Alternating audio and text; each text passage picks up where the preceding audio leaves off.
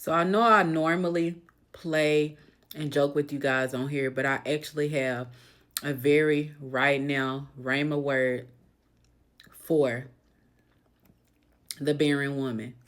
And when I say the barren woman, I'm not just talking about your womb. I'm talking about if you are dealing with barrenness in any area of your life right now, this is for you.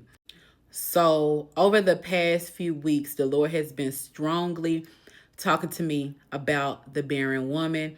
While I was praying in the spirit one day, He had me pray over barren women. And then He had me to go to the story of Jacob and Rachel, which further led me into, Rachel being barren. Hannah being barren, and even more recently, the story of Samson, and seeing that even Samson's mother was barren.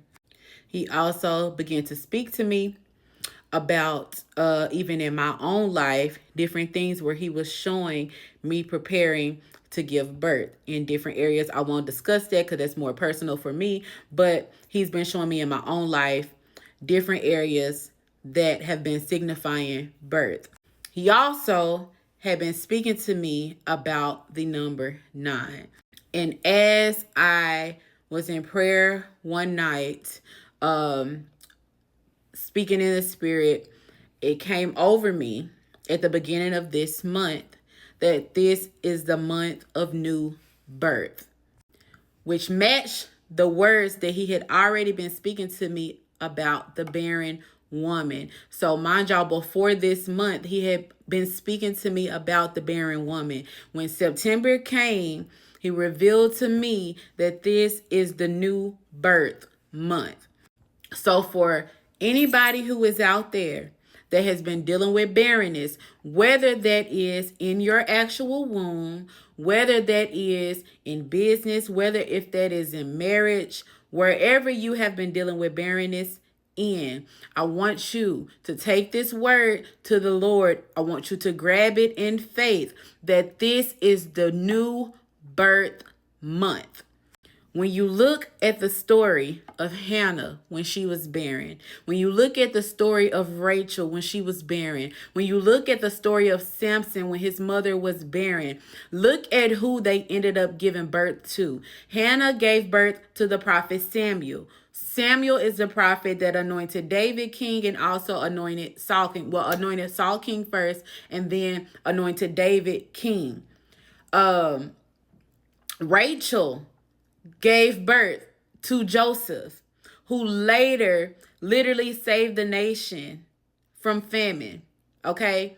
Samson's mother gave birth to arguably one of the most strongest men that have ever stepped on this earth, which was Samson. There was a reason and a timing to why you have been barren this entire time. But it's time to now start crying out to God and accepting that you will no longer be barren. It is the new birth month. Grab it, take it to the Lord, fast, pray, grab it. There is a specific timing on the barrenness. Rachel was never barren. She just had her womb closed until it was time to give birth to Joseph. Hannah was never really barren. Hannah's womb was closed until it was time to give birth to Samuel. Samson's mother was never really barren.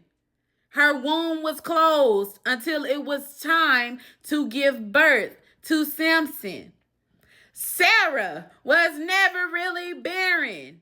Her womb was closed until it was time to give birth to Isaac. It is time. It is time for new birth. You know if the Lord has been speaking to you about this, so you know that this is for you. I'm just releasing it for you to grab it. Grab it. Get ready for the praise reports. That's all I'm going to say.